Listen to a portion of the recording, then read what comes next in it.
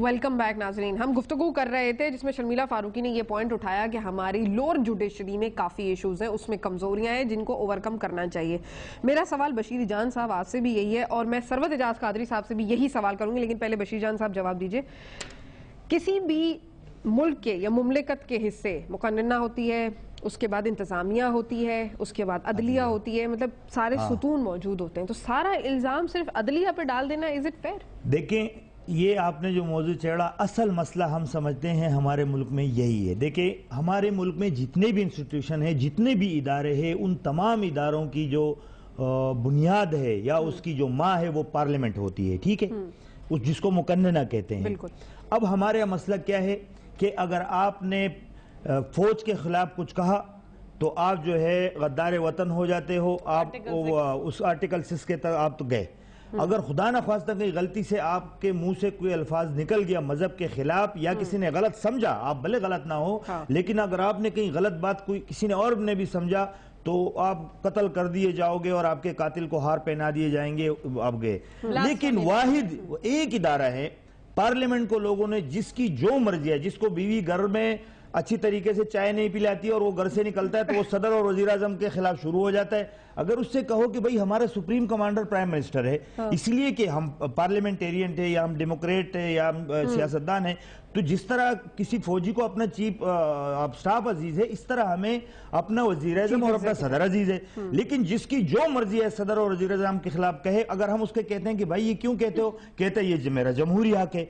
मेरे कहने का मतलब तो है ना उसका, अदलिया पे अगर कुछ कह दें तो कंटेम्प्ट ऑफ कोर्ट हो वो कंटेम्प्ट ऑफ कोर्ट हो जाते, तौहीन अदालत हो जाती है। मैं यही कहता हूं कि हमारे यहाँ देखो, हुकूमत कानून बनाती है लेकिन उस कानून पे अमल दरामद कौन करता है? फिर पुलिस उसको, इंतजामिया उस पर अमल दरामद करके मुलजिम को पकड़ के वहां देती है। लेकिन वहां पर हमारा जो अदालती निजाम है और अफर उसके नहीं, लेकिन लोअर जो हमारी जुडिशरी है उसका सिस्टम आप भी कंटेम्प्ट ऑफ कोर्ट से डर गए। तो यही मसला है कि हमें तमाम इदारों को अपने इदारा इख्तियार में रहते हुए काम करना होगा और तमाम इदारों को उसके मुताबिक अहमियत देनी होगी। ये नहीं है कि यहाँ तमाम हर चीज का जिम्मेदार अगर आप हुकूमत को डाले, हर चीज जिम्मेदारी है, इसमें कोई शक नहीं, लेकिन हर पर्द को और हर इदारे को अपने हिस्से का रोल प्ले करना पड़ेगा। साहब, आपका क्या टेक होगा इस बात पे? क्योंकि वही वाली बात है कि एक गाड़ी के चारों पहिए चलेंगे तो गाड़ी चलेगी, वरना कोई एक पहिया नहीं चलेगा तब वो फिर भी नहीं चलेगी।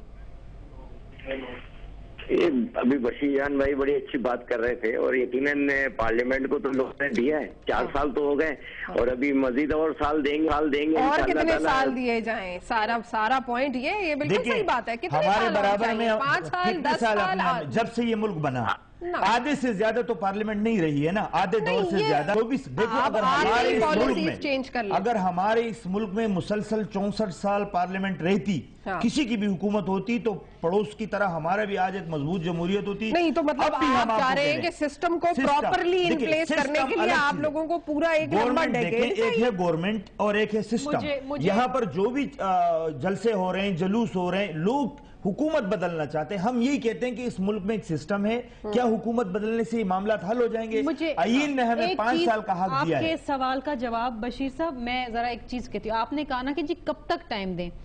देखिए, पिछले दिनों चीफ जस्टिस साहब कराची के अंदर थे और उन्होंने ये इस बात का एतराफ़ किया कि लोअर जुडिशरी के अंदर इश्यूज हैं। ये उनकी ज़बानी में बता रही हूँ। मुझे बताइए, चीफ जस्टिस साहब हमारे लिए बहुत काबिल एहतराम है, बहुत विजिलेंट हैं, देखते हैं हर चीज़ को।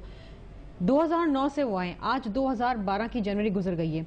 हर साल जुडिशल पॉलिसी आती है और उसमें भी आता है कि जी लोअर जुडिशरी को एफिशिएंट करना है, उसमें करप्शन खत्म करना है। आप मुझे बताएं, क्या इस 2 साल में क्या करप्शन खत्म हो गए लोअर जुडिशरी में? क्या वो जो मुकदमात अटके हुए थे सालों साल आम आदमी के, मैं यहाँ पीपल्स पार्टी की बात नहीं कर रही, मुकदमा डेफिनेटली कोई भी ना नहीं कह सकता। ये प्रोसेस है, ये 1-2 साल का नहीं होता, it takes a long time. छोटी सी बात, एक लाइन मुझे क्लोजिंग लेनी होगी लामा साहब से। जी बशीर साहब बोलिए। मैं ये कहता हूँ कि देखिए, हमें भी तो गिला है ना कि जब चीफ जस्टिस साहब कराची आ रहे थे, चीफ जस्टिस, यहाँ पर एक जुलूस निकला था, उसमें 50 से ज्यादा लोग मरे थे, उसमें सैकड़ों जख्मी हुए थे, जिसमें मैं भी शामिल था। तो फैसलाबाद में अगर 2 बंदे, वो भी हम मजम्मत करते हैं, 2 बंदे अगर लोग चोर समझ के उनको डंडे मार के कत्ल करते हैं, जिसकी हम शदीद मजम्मत करते हैं, उस पर तो 100 मोटो हो जाता है। लेकिन हमने जो खून बहाया, हमने जो हमारी जो लाशें गिरी, आज तक किसी को उसका ख्याल नहीं है। असल में गुजारिश ये है कि अदलिया अहकामात नाजिल करती है, फैसले करती है, उस पर इम्प्लीमेंट गवर्नमेंट ही को करना होता है। इंतजामिया वो इंतजामिया को करना होता इंतजामिया है। में कौन है भाई? बिल्कुल। गुज़ाहिर सदर वजीर आजम और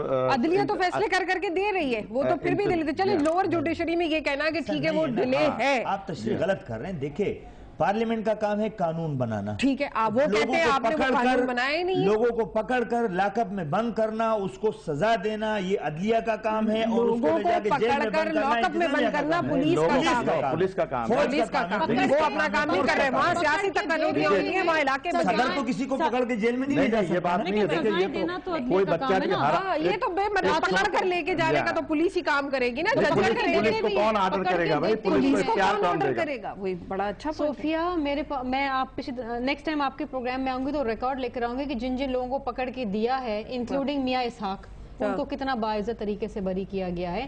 तो क्योंकि आप लोग कानून साजी नहीं करते, वो लोग ये बात एक बंदे को फांसी का ऑर्डर हुआ 16 साल से पार्लियामेंट में। देखिए, और मलक इसहाक को आजाद किया, बिल्कुल गलत आजाद किया, ये सही फरमा रही हैं। इसी तरह से जितने भी दहशतगर्द जो पाकिस्तान को कुफ्रिस्तान कहा करते थे, जो कायदे आजम को काफिर आजम कहा करते थे, जो इस मुल्क के बनाने के मुखालिफ थे, वो आज इस मुल्क की सरहदों और इस मुल्क के अंदर अपना जो है असर और रसूख लेके बैठे हुए हैं। ना वो गवर्नमेंट को काम करने देते हैं, ना इस मुल्क को चलने देते हैं। गुजारिश ये है कि गवर्नमेंट सख्त एक्शन ले, बस और सिर्फ यही है तो कि उन आईनी हाथों को इस्तेमाल कर लें जो नहीं हो रहे हैं। बहुत शुक्रिया बशीर जान साहब आपका, शर्मिला फारूकी, अल्लामा और नकवी साहब, सरवत एजाज कादरी साहब। नाजरीन, सूबाई वजीर दाखिला मंजूर वसान साहब ने डबल सवारी पर तो पाबंदी लगा दी है, जिससे शायद दहशत गर्दों के लिए नहीं बल्कि आम शहरियों की मुश्किलात में इजाफा हो गया है, क्योंकि CNG स्टेशन बंद हो गए हैं, पेट्रोल महंगा हो गया है और अब डबल सवारी पर भी पाबंदी। और अब शायद गरीब आवाम सिर्फ ये देखेंगे कि इन तमाम इकदाम से क्या शहर में अमन और अमान कायम हो जाएगा, कोई बेहतरी आएगी।